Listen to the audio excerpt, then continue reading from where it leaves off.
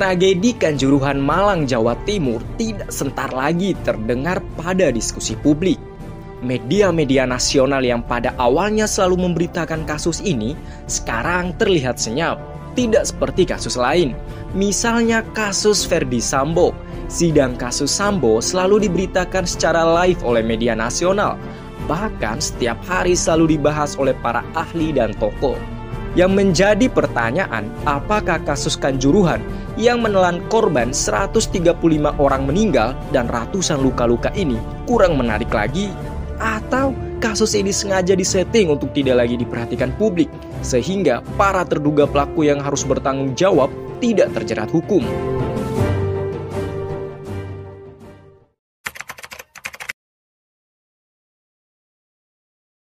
Tidak berselang lama setelah mengucapkan bela sungkawa atas jatuhnya korban jiwa, Presiden Jokowi menyampaikan pemerintah akan membentuk tim pencari fakta. Saya menyampaikan duka cita yang mendalam atas meninggalnya 129 orang saudara-saudara kita dalam tragedi sepak bola di Kanjuruhan, Malang, Jawa Timur. Tim gabungan independen pencari fakta akhirnya dibentuk, yang langsung diketuai oleh Menko Polhukam Mahfud MD. Tim yang berjumlah 13 orang ini dibentuk dengan harapan melakukan investigasi tragedi Kanjuruhan secara independen dan berkeadilan. Setelah melakukan investigasi hampir 2 pekan, pada Jumat 14 Oktober 2022, Mahfud menyampaikan bahwa hasil investigasi sudah diserahkan pada Presiden. Mahfud menyatakan laporan dari tim investigasi yang juga berisikan sejumlah rekomendasi tertuang dalam laporan sebanyak 124 halaman. TGIPF, Tim Gabungan Independen Pencari Fakta, kasus atau tragedi Kanjuruhan, pertandingan sepak bola di Malang, dan kami menyampaikan laporan betul-betul secara independen sebagai laporan. Nanti hasil laporan itu akan diolah oleh Bapak Presiden. Pada kesempatan ini juga Mahfud tegas menyatakan semua pihak saling lempar tanggung jawab, bahkan berlindung di bawah aturan-aturan dan kontrak secara formal. Salah satu desakan dari tim investigasi meminta kepada pejabat inti PSSI untuk mengundurkan diri sebagai bentuk pertanggungjawaban moral atas kasus tersebut.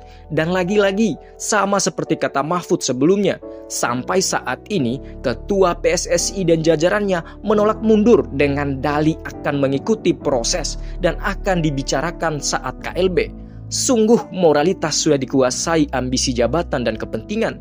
Hilangnya nyawa tak menggoyahkan nurani.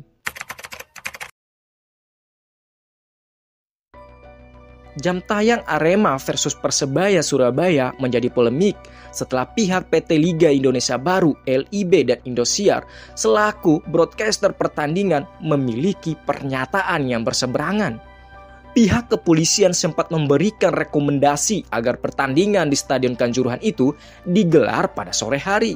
Namun PT LIB tetap menggelar laga pukul 20.00 waktu Indonesia Barat.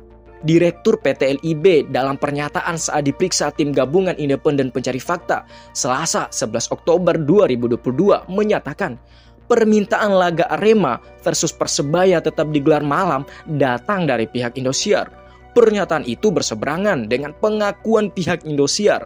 Direktur Programming Indosiar, Harsiwi Ahmad mengklaim penyusunan jadwal pertandingan Liga 1 sudah disusun oleh PT LIB, termasuk Arema versus Persebaya. Jadwal itu, dikatakan Harsiwi, juga dikoordinasikan dengan Indosiar. Dan kembali kita dipertontonkan saling lempar tanggung jawab dan terkesan menyelamatkan diri masing-masing. Setelah melakukan penyelidikan dan pemeriksaan saksi-saksi, pihak kepolisian menetapkan 6 tersangka atas kasus Kanjuruhan dan langsung ditahan pada Senin 24 Oktober 2022. Tersangka yang ditahan tersebut antara lain AHL sebagai dirut LIB, AH sebagai ketua Panpel, SS sebagai security officer, Wahyu SS sebagai Kabad Ops Polres Malang, H sebagai Deputi 3 Dayon Brimo Polda Jatim, dan BSA sebagai Samapta Polres Malang. Penetapan tersangka ini terkesan hanya memuaskan desakan publik untuk segera menindak pihak-pihak yang sengaja maupun lalai dalam penyelenggaraan pertandingan tersebut.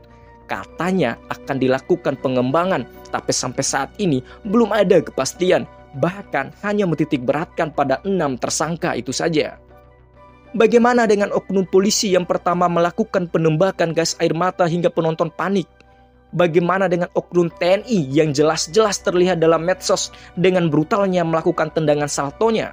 Bagaimana dengan pimpinan Polres dan Polda yang berada di lokasi? Apakah mereka tidak tahu dengan kejadian ini dan hanya mendapatkan sanksi mutasi saja?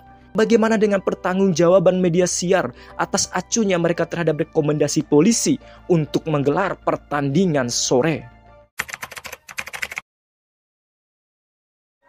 Di Kepulauan itu dikelilingi gas air mata saya pas di bawah itu. Tapi masih bisa lari ke atas? Bisa sambil gini, berusaha melek. Semenjak terjadi kasus kerusuhan di Kanjuruhan Malang pada Sabtu 1 Oktober 2022, di seluruh sudut kota Malang kini dihiasi ribuan selebaran dan spanduk yang bertuliskan tagar usut tuntas. Maksud dari tulisan ini jelas, masyarakat Malang terutama Aremania menginginkan kasus ini segera diproses secara adil.